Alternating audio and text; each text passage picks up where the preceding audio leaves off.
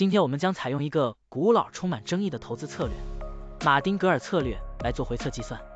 股票市场中，马丁格尔策略就是在股价下跌时增加投资，以较低的平均成本获得更多的股份，然后在股价上涨并达到盈利目标时，一次性卖出获利了结。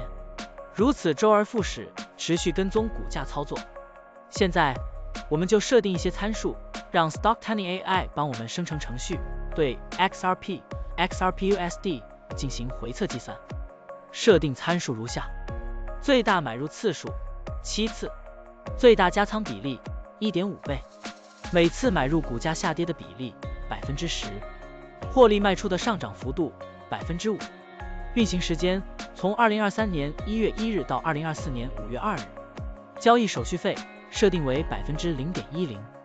好了，按照上面的设定，程序运行的结果是累计交易50次，期末持仓价值113813.20元，盈利 13.81%， 相比持仓不动，多盈利负 39.19%。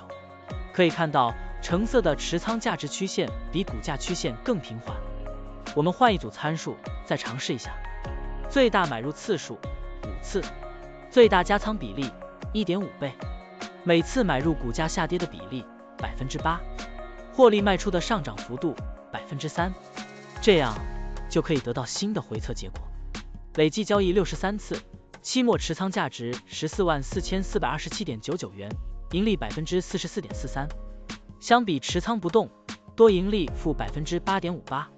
股票的波动特性不一样，盈利效果就不同，参数设定不同，盈利效果也会不同。